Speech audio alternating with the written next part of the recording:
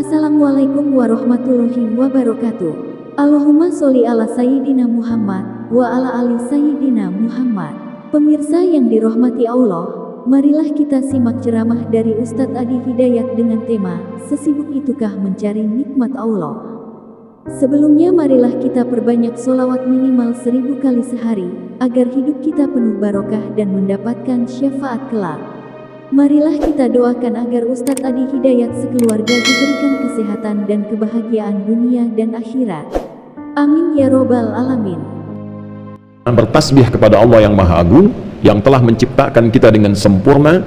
Di antara kesempurnaan itu memberikan bekal kepada kita yang terukur dan memberikan petunjuk kepada kita bagaimana menggunakan bekal itu agar benar digunakan sesuai dengan tugas dan misinya di muka bumi ini. Maka ada di antara kita yang bekalnya dominan pada pengetahuannya, diberikan oleh Allah ilmu dan dia berdoa, Rabbi zidni ilma, ya Allah tambahkan aku pengetahuan.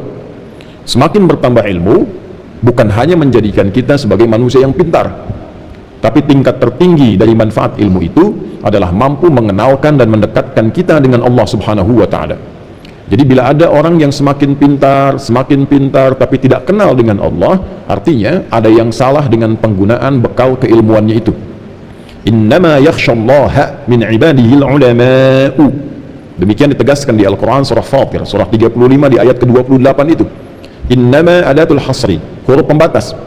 Sungguh orang-orang yang kenal Allah sehingga merasa takut terawasi, karena takut dan terawasi itu menggunakan seluruh bagian tubuhnya untuk mendapatkan keridhaan Allah. Lisannya takut berbicara yang kotor karena merasa didengar oleh Allah, diawasi Allah.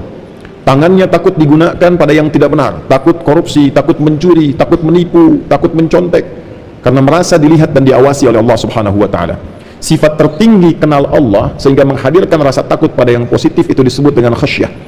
Pemilik khasyah itu ternyata adalah ulama, orang-orang yang diberkahi oleh Allah dengan ilmunya. Tingkat tertinggi ilmu itu adalah mendekatkan diri kepada Allah, yang dengan kedekatan itu dibimbing ilmunya melahirkan perbuatan-perbuatan dan putusan yang bermanfaat. Ada yang diberikan oleh Allah Subhanahu wa Ta'ala dengan kedudukan. Qulillahumma malikal mulki tu'til mulka man tasha' wa tanzi'ul mulka mimman tasha' wa tu'izzu man tasha' wa tudhillu man tasha' biyadikal khair innaka ala kulli syai'in qadir. Ada yang diberikan oleh Allah kedudukan hak prerogatif Allah.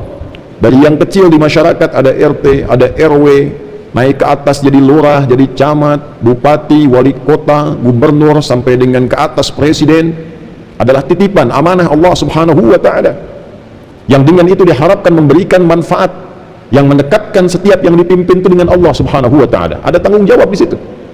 Karena itulah mengapa setiap pemimpin yang muslim ketika diberikan jabatan, diangkat dalam jabatan tertentu, dia mengatakan inna lillahi wa inna ilaihi raji'un. Kalimat itu kepasrahan untuk menyerahkan titipan itu dalam bimbingan Allah, sehingga selama periode ia menjabat dibimbing dari ujung kepala sampai kakinya untuk melahirkan putusan-putusan yang diridhai oleh Allah Subhanahu wa Ta'ala. Ada yang diberikan oleh Allah Subhanahu wa Ta'ala bekal dari harta benda, supaya dengan itu bisa ibadah kepada Allah. Ditingkatkan hartanya, diberikan kelebihan, bukan ingin mengangkat derajat, sekedar disebut dengan sifat duniawi sebagai orang kaya. Crazy rich, dari kota A, kota B, provinsi A, provinsi B, negara C, negara D, bukan itu. Kalau cuma sekedar gelar yang melekat, itu hanya menjadi hukum dunia. Sementara kita akan pulang ke akhirat, maka butuh persiapan bekal akhirat. Maka status itu tidak akan bernilai di hadapan Allah sepanjang tidak digunakan bekal itu untuk beribadah kepada Allah Subhanahu wa Ta'ala. Itulah sebabnya kemudian ada hukum-hukum yang mengatur harta untuk ibadah. Ada zakat di Quran surah 9 ayat ke-60 dengan 8 golongannya. Innamas sadaqatu lil fuqara wal masakin wal 'amilina 'alaiha wal mu'allafati qulubuhum wa fir riqab wal gharimin wa fi sabilillah wa ibnis sabil, dan seterusnya ayat. Ada mengajak ibadah keluarga dengan harta supaya keluarga dekat dengan Allah. Wa bima anfaqu min amwalihim, Quran surah keempat ayat 34. Ada melihat kemudian orang tua, kerabat terdekat, anak yatim, orang-orang miskin, Quran surah kedua ayat 215. Yas'alunaka madza yunfiqun qul ma anfaqtum min khairin falil walidain wal aqrabin wal yatama wal masakin wa ibnis sabil. Ada lagi ibadah umum dengan harta untuk kemaslahatan bersama umat yang banyak. Al-Baqarah ayat 261. Bisa infak untuk sekolah, untuk pesantren, untuk jalan, untuk kehidupan. Mathalul ladzina yunfiquna amwalahum fi sabilillah kamathali habbatin ambatat sab'a sanabil fi kulli sumbulatin mi'atu habbah wallahu yudha'ifu liman yasha'u wallahu wasi'un alim. Ada yang keempat, diberikan tenaga, bukan untuk disebut sebagai orang paling kuat di bumi, orang yang tenaganya paling ekstra, bisa mengangkat beban di luar kadar kemanusiaan biasa, bisa berlari melebihi kecepatan singa misalnya. Bukan status ini yang ingin dibanggakan. Apakah tenaganya bisa digunakan untuk ibadah? Lihat bangun malamnya, lihat bacaan Al-Qur'annya, lihat tilawahnya, lihat puasanya. Jangan-jangan siangnya sibuk, paginya sibuk, malamnya pun tak mampu bangun. Innalaka fin nahari sabhan tawila, sungguh pagimu sampai menjelang malam itu sibuknya luar biasa. Cita-cita masuk surga hanya sekedar baca Al-Quran tak mampu, bangun malam tak ada daya. Jadi seluruh apa yang Allah berikan kepada kita, puncaknya adalah untuk mengenal Allah.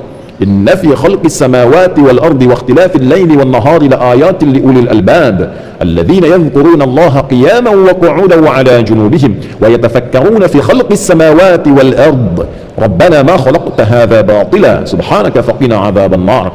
Itu di antara ayat yang kita bacakan saat bangun tidur. Ali Imran ayat 190 sampai rangkaiannya ayat 200. Demikian disampaikan dalam Sunan Abu Daud nomor hadis 1367, tersambung riwayatnya pada sahabat junior Ibnu Abbas radhiyallahu taala anhuma saat mengamati kebiasaan Nabi bangun dari tidur. Itulah ulul albab, orang yang paham tentang kehidupan, orang yang mengerti untuk apa hidup. Tanyakan pada diri kita, untuk apa kita hidup? Kenapa ada di dunia ini? Setelah meninggal mau kemana? Nah, maka orang-orang yang paham tentang esensi hidup disebut dengan ulul albab. Dia mengerti bagaimana cara hidup dan dia gunakan bekal hidup yang telah dia ketahui untuk beribadah kepada Allah. Tinggal memilih. Tidak usah cemburu kepada yang banyak harta, tidak usah cemburu kepada yang banyak ilmu, tidak usah cemburu kepada yang tinggi jabatan, yang kuat kemudian tenaganya. Cukup kita mau pilih dari empat itu, pilih yang mana supaya optimal ibadah kepada Allah Subhanahu wa taala. Ikhtiarkan.